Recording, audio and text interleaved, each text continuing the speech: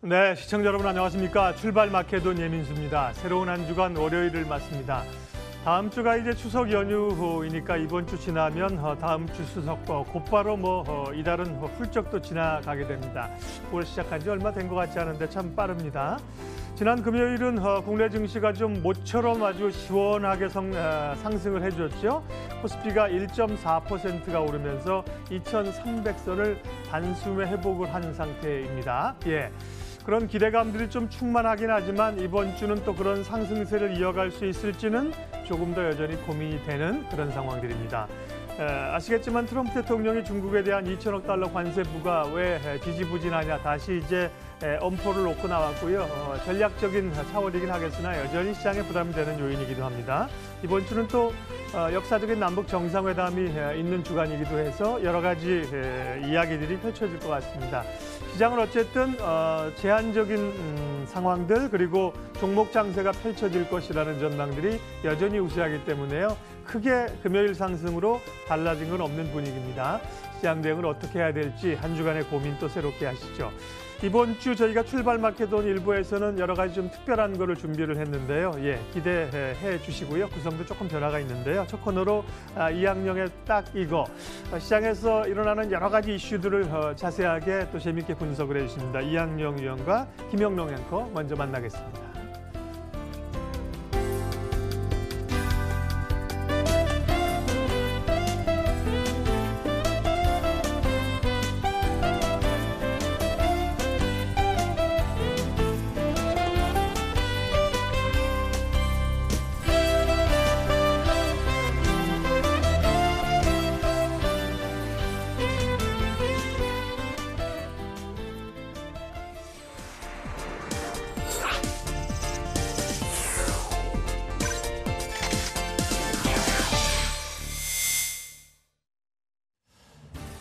예, 이학영 전문위원과 함께하는 딱 이거 시간입니다. 어서 오십시오. 네, 안녕하세요. 오늘은 어떤 이야기 해볼까요? 네, 지난주 금요일로 인해서 미국에서 소위 리먼 사태가 일어난 지 딱 10주년이 됐거든요. 그래서 그와 관련된 워낙 특집 분석 그런 기사들이 워낙 많은데요.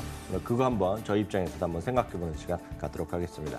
리먼 브라더스 많은 분들이 너무나도 잘 아실 것 같고요. 이게 딱 10주년이 되면서 참 시간 많이 흘렀구나라고 생각하실 수도 있을 것 같은데 그때 당시 상황부터 다시 한번 좀 짚어보죠. 워낙 여러 가지 머리 아픔들도 있었고 주가도 크게 내렸었는데 그것의 중요한 일지만 몇 가지 간단히 소개를 해드리겠는데요. 2008년 9월 15일이었는데요. 리먼 브라더스가 소위 파산 보호 신청을 했습니다. 그러면서 정말 충격적인 모습을 보여줬었는데요. 이게 한마디로 보면 월가의 탐욕, 그러니까 탐욕스러움의 끝이 어딘가를 보여줬던 것이 바로 리먼 브라더스 사태라고 얘기하는데요. 미국 정부에서 바로 공적자금 투입이 안 된다 얘기까지 원칙을 얘기했었고요. 각종 구제금융을 못 준다 얘기했었는데 여하튼 다우지수가 그날 하루에 500포인트 이상 떨어졌기도 했고요. 9월 19일 날은 드디어 이제 그 당시에 조지 부시 행정부가 대국민을 담화를 통해서 700억 달러, 7천억 달러의 구제 금융을 발표했고요. 2천억 달러의 금융시장에 추가적인 자금도 결국 연준에서도 투입할 정도로 발표를 했습니다. 10월 8일 날은요. 그래서 구체적으로 이머징 마켓들에 대해서 이제 정말 부도가 나오기 시작하는데요. 리먼 브라더스 파산 신청 후에 글로벌 연쇄 위기의 첫 사례로 아이슬란드가 첫 국가 부도 위기를 맞았습니다. 그때만 하더라도 아이슬란드가 상당히 이머징 국가에 뜨고 있었던 나라거든요. 거기가 이제 부도 위기였고요. 그 이후에 10월 말까지 해서 파키스탄, 우크라이나, 헝가리, 벨로루스 등 5개국이 IMF에 구제 금융을 신청한 것도 리먼 사태였고요. 10월 달에 미국의 연준이 결국 금리를 인하했는데 한 번에 그냥 1%에서 0.50%로 확 포인트를 인하했고요. 2008년 12월 12일 날은 이게 정말 항상 역사 속에 이제 많이 나오는 건데 미국에서 월가 사상 최악의 폰지 사기를 일으킨 전 나스닥 증권거래소 위원장이 체포됐고요. 결국은 그 위원장은 150년형을 선고받았습니다. 미국에서의 일단 정말 금융위의 이런 사기, 내부자 거래 이런 건 잘못되면 가명 없는 100년, 120년이 나오거든요. 사형은 안 하지만 결국 끝까지 거기 있으라는 얘기거든요. 얘기했겠고요. 여기에 그 당시에 피해자 중에서는 스티븐 스필버그 영화 감독도 유명인 다수가 포함됐던 거, 그것도 뉴스에 그때 화제가 됐던 거가 되겠고요.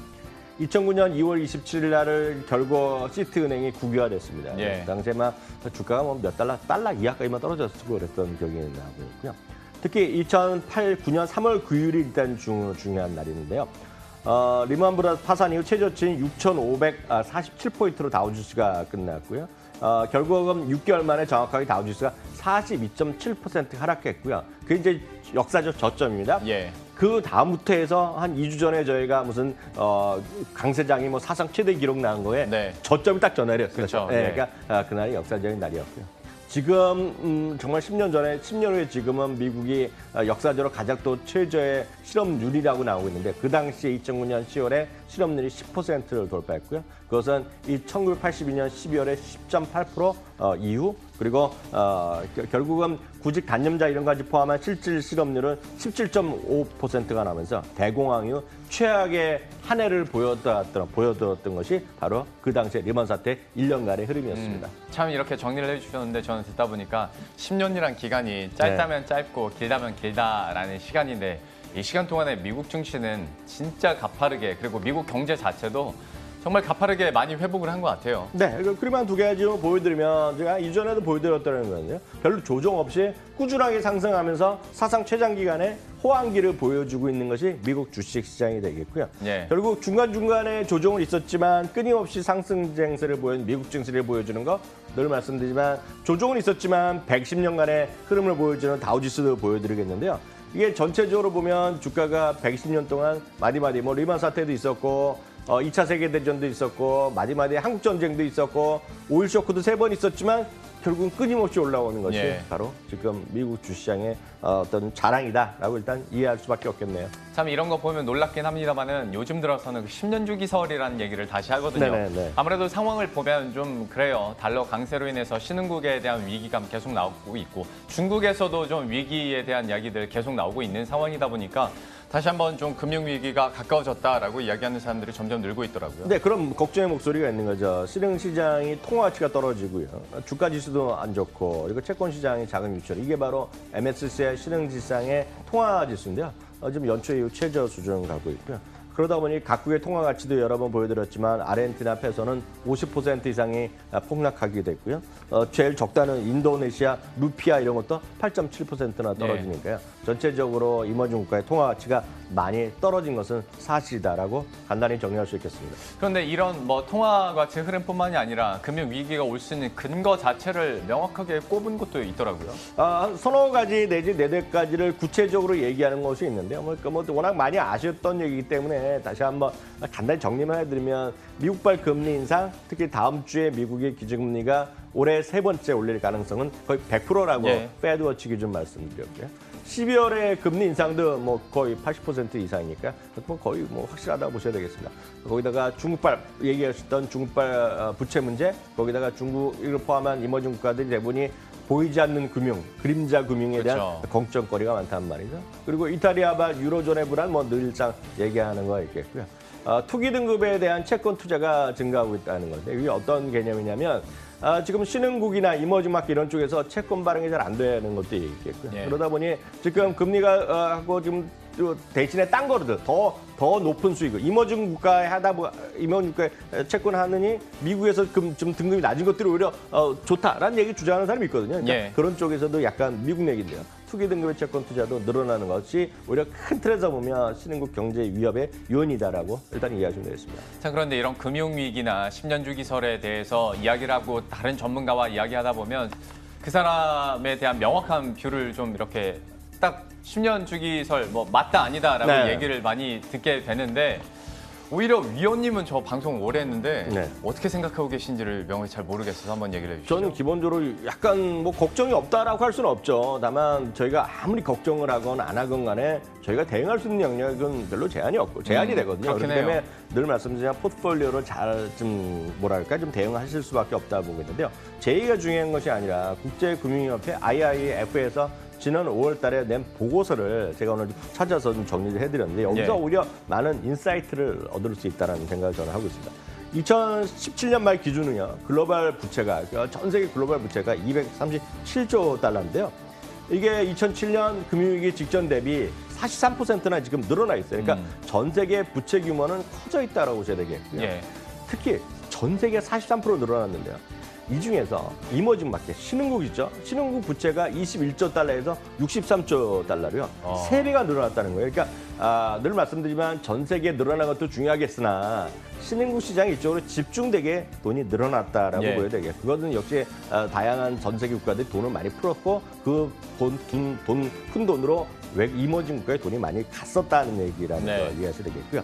더군다나요. 그러다 보니 부채를 많이 발행하다 보니까 신흥국의 국내 총생산 GDP 대비 부채 비율은 같은 기간 145에서 210%로 또 늘어났거든요. 예. 이런 것들이 모두 불안한 거죠. 이러다 보니 최근 들어서 신흥국이 지금에서 회피하는 심리가 일어나니까 신흥국 자체는요. 회사채는 물론 국채 발행도 급감했어요. 그래서 네. 이게 미국이나 딴 데로 간다는 얘기거든요. 그러다 보니 돈은 어딘가 있을 텐데 필요했을 텐데 국채가 발행 안 됐으니 채권이 발행됐으니 뭔가 다른 게 있다는 거죠. 부채 비율이 높아졌거나 아니면 부도가 나거나 아니면 그림자 금융, 예. 그림자 금융 통해서 통계 안 잡히는 것들이 좀 많이 있다라고 추정하는 건데 어느 정도 근거가 있다고 보셔야 되겠고요. 그런 관점에서 앞서 첫 번째 나온 질문을 제가 다시 한번 제 나름대로 답을 드린다 그러면 전 두 가지밖에 없다고 볼 수 있죠. 많은 사람들이 이머징 국가가 어떻게 되느냐, 뭐 큰일 나는 거 아니냐. 어떤 분들은 또 미국 시장도 너무 많이 올라서 큰일 났다. 뭐 이런 예. 얘기 하잖아요. 알 수가 없다는 거고 저는 뭐 그런 능력은 없고요. 제가 말씀드린 것은 크게 봐서는 포트폴리오를 계속 말씀드린 거고요. 그중에 굳이 말씀드리면 이머징 마켓 비중을 좀 축소하는 게 전 지금은 좀 안전하다고 보고 있고요. 물론 다른 의견이 많이 있고요. 상대적으로 보면 안전한 자산. 안전한 자산은 이게 안전하다 불안전하다 하는 거는 어디 헌법에 나와 있는 게 아니고 책에 나오는 거 아니거든요. 본인 생각할 때 안전한 겁니다. 본인 생각하셨을 때. 예. 본인 생각했을 때 나는 대한민국의 코스닥 테마주가 안전하다 그럼 글로 가시면 되는 것이고요. 아니 그럴 수도 있죠. 예. 그렇게 생각할 수도 있죠. 남북 테마 관련주가 진짜 안전하다. 글로 가시면 되는 거가 되겠고요. 제 기준으로 다시 제 기준을 말씀드리면 선진국이 조금 더 나을 것 같고요. 또 하나는 지금 금 시세는 재미없지만 금 이런 것들도 조금 해볼 만하다. 예. 라는 생각을 여전히 좀 하고 있습니다. 알겠습니다. 신흥국발 위기에 대한 대응 전략까지 마무리를 지어주셨는데요. 이제 금융위기 이야기가 많이 나오면 날수록 방금 나왔었던 이런 대응 전략들은 좀 유심히 마음속에 지켜두셔야 될 것 같습니다. 지금까지 이항영 전문위원과 함께했습니다. 고맙습니다.